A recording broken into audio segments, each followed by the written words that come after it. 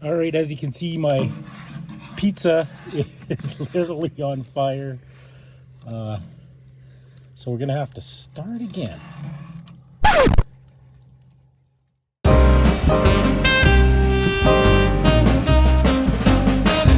Aloha, welcome to Chappy's Tiki Bar. Today we're doing a review of the World Market Blue Terracotta Fish Pizza Oven. Stick around, I'm gonna make a pizza in here.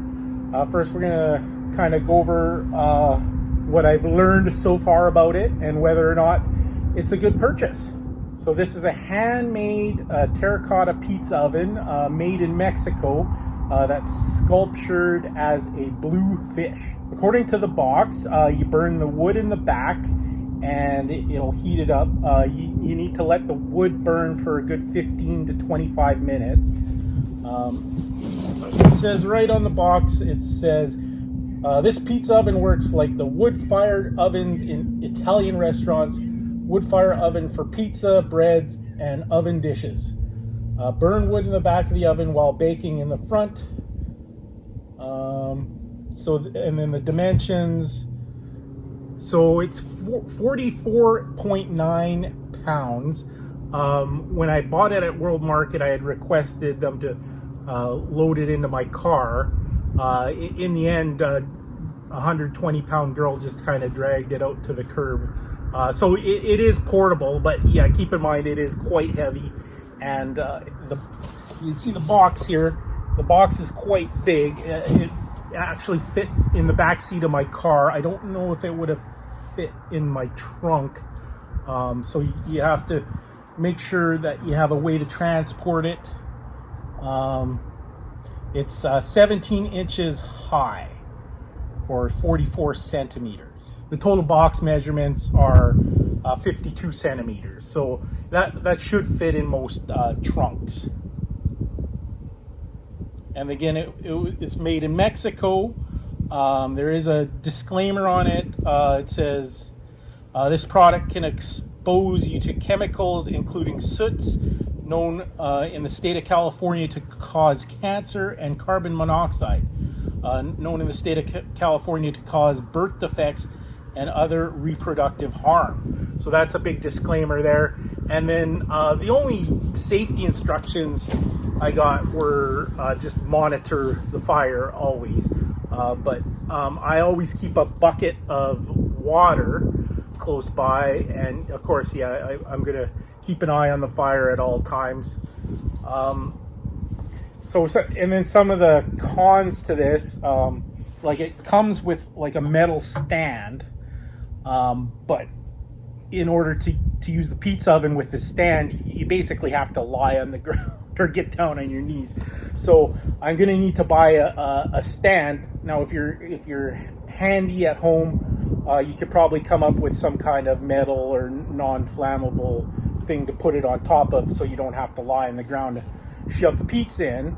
But the more expensive pizza ovens, they sell stands separately. And having said that, if I were to buy a more expensive pizza oven, I would need to buy a stand separately. But those stands that are made for pizza ovens are between like $200 to $400 US. Now I only paid $169 US for this entire pizza oven with the stand, but I'm probably going to have to buy a stand that costs more than the actual pizza oven. So that brings me to, should you buy this pizza oven? Well, it depends. I bought this pizza oven, and I'm happy I bought it because I want to eventually buy a more expensive pizza oven. But I wanted to know if I like making pizza, if I'm going to use it. And nothing's worse than buying a gadget and then having buyer's remorse. I'm talking to you, fresh pasta maker and electronic drum kit. So if you just want to see if you like making pizzas and you don't mind spending $169, this is a great entry-level pizza oven. And that's exactly what I did. I'm going to buy a more expensive pizza oven, but I just wanted to make sure that I enjoy making pizzas, and it's something I'm going to use which is definitely the case. But having said that, the wood fire oven is a lot of work, and the more expensive ones are propane. So I believe the propane ones will be 1,000 times easier to use. It's a lot of work building the fire, and then it's a lot of work figuring out what the temperature is, and then you have to maneuver the pizza, and then it gets really hot, so you actually have to always move the pizza, which brings me to another point. This particular pizza oven, it's not quite big enough for what I want to do. So the pizza peel just barely fits in. So it's no problem getting the pizza in, but you got the flame at the back, so you have to maneuver the pizza. So the only way to maneuver the pizza is like with tongs, and this is a barbecue cleaner, but I'm using it as a pizza peel just because the normal pizza peel is too big to do any maneuvering inside the pizza. And then I also use the tongs. So and I'm going to come out with a lot of videos of my fails and stuff that I've learned making pizza. But one thing I found, like the instructions just say build a fire in the back and 15 to 25 minutes it'll be hot. But the wood you have to put in there is not that big, so it's going to burn out, and it's hard to control the heat, and it is hard to get the front hot. So I've been building fires in the front and then pushing the logs back once the fire gets going for a little while, and then I take just a rag with the tongs, dunk it in my water bucket, and wash off the soot, and then the front is fairly hot enough to cook.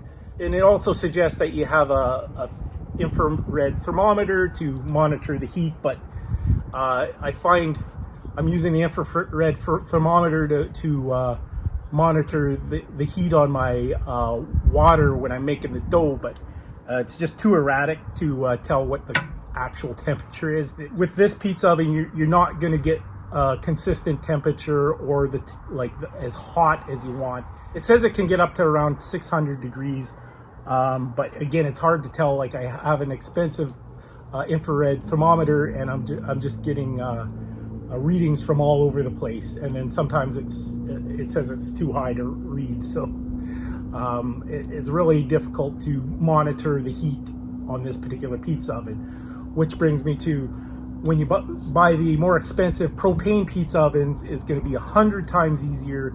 You don't have to worry about the heat. You can just worry about making the pizza, and you don't have to worry about building a fire and all that. So it's a lot more work than the more expensive pizza ovens. But if you enjoy doing it, then maybe this is the pizza oven for you, especially if it's your entry-level pizza oven. Oh, and then the other thing it said, you can store it outside, but you should always have it covered, and then never use it in extreme cold, meaning don't start a fire if it's cold outside, because it will crack.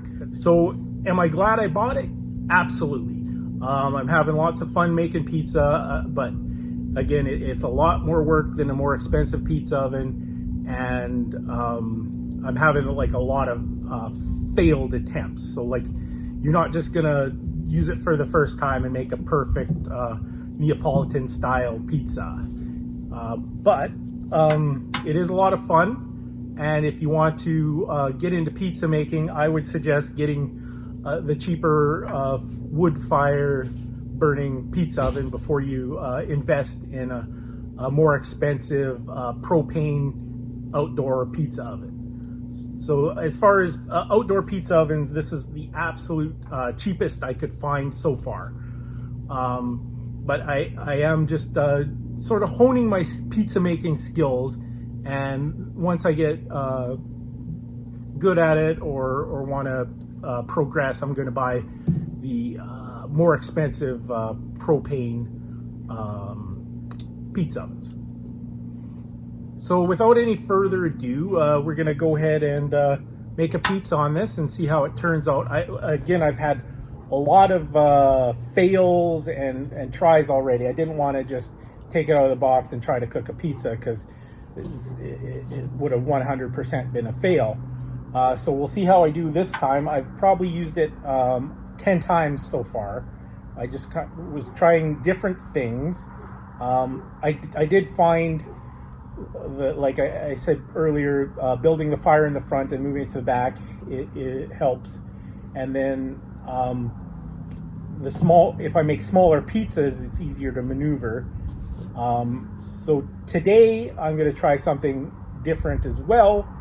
I'm just going to make the pizza dough, cook it a little bit, and then add the toppings once it's easier to maneuver. And we'll see if that helps in the actual pizza making process. I will be coming out with lots more videos using this pizza oven, and I'm going to put together a pizza playlist. And check the end of this video. At the end templates, I'll have probably some of my fails or other attempts at this pizza oven, or eventually I'll learn more tricks to make a better pizza using this pizza oven. So stay tuned for that. And if you want to just play my pizza playlist, they'll be in there as well. So without any further ado, let's make a pizza. All right, so we're going to make our pizza dough. I got King Arthur 00 pizza flour. So I think the 00 pizza flour is important to pizza making, I believe, because it's a finer grind of flour, and it's very conducive, especially to Neapolitan style pizza. Now I'm just going to use the recipe on the back. If you have a different 00 flour and you want to use this recipe, you can still go to the King Arthur website and get the recipe. So it calls for 3/4 cup of lukewarm water. You can see I've measured that off. Oh, that's metric, so that, it looks like around 200 milliliters. But I'll turn it around to the 3/4 cup side. I don't know why you'd want to go metric, even if you're from Canada. Okay, so, and then it says it should be between 105 and 110 degree, or sorry, 105 to 115 degrees Fahrenheit. So we'll see where we're at with the temperature.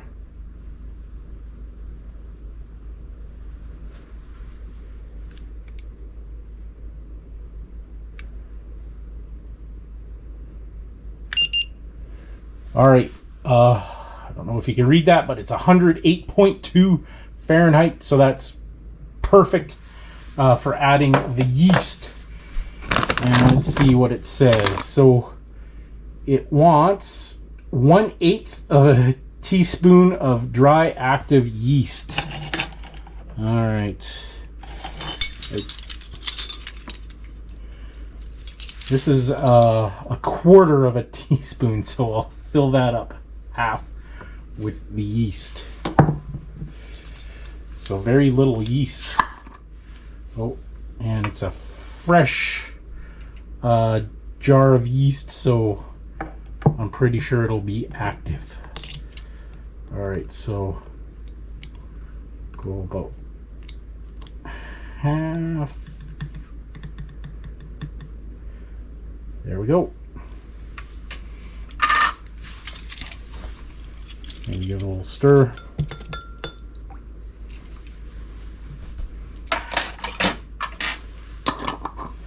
All right.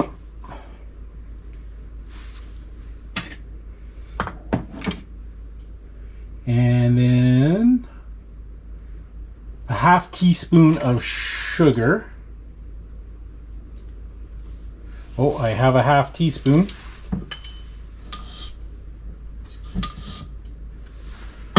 I guess that'll give a little nourishment for the yeast.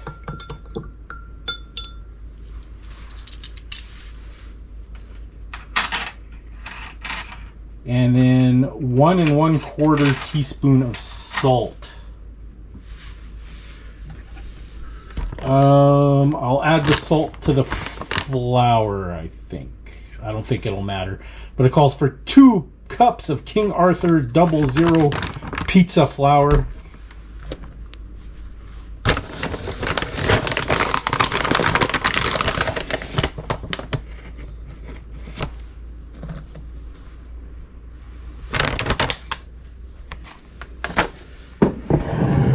All right, and I'll add the salt.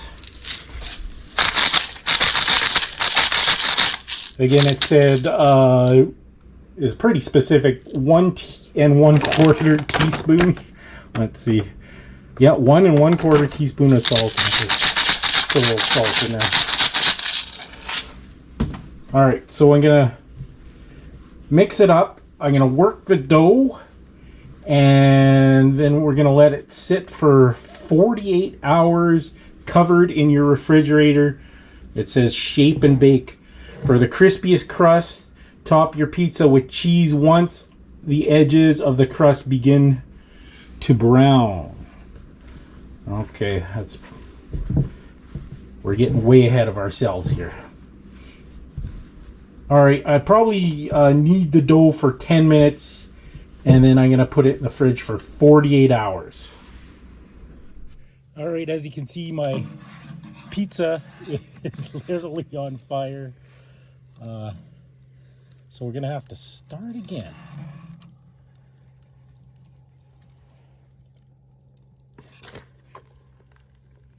Fail.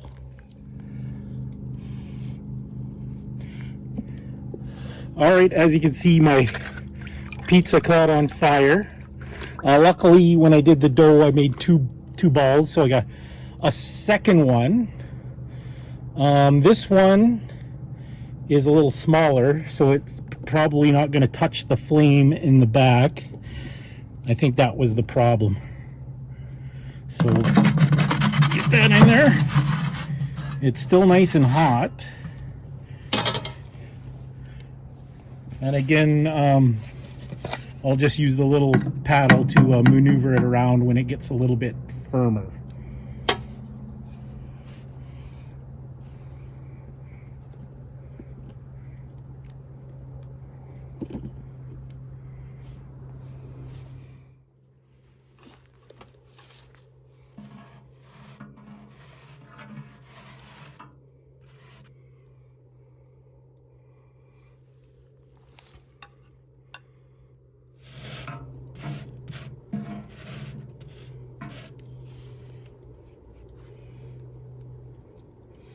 All right, it's not completely cooked, but I think I'll get the toppings on. It's firm enough for me to maneuver and manipulate.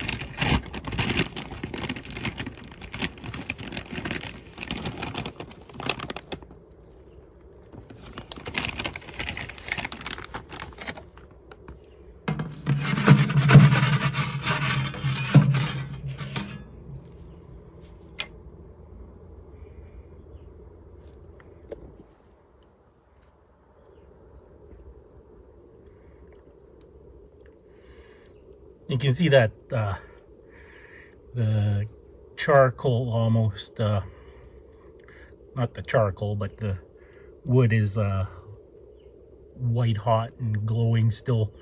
So we're still getting some heat.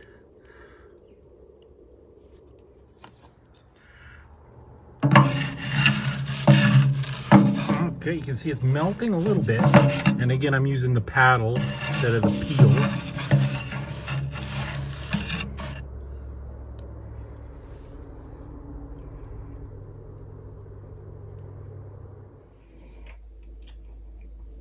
I just did a second one, and I think it turned out a little better. A little overcooked on the part closest to the flame, so I got to watch turning it.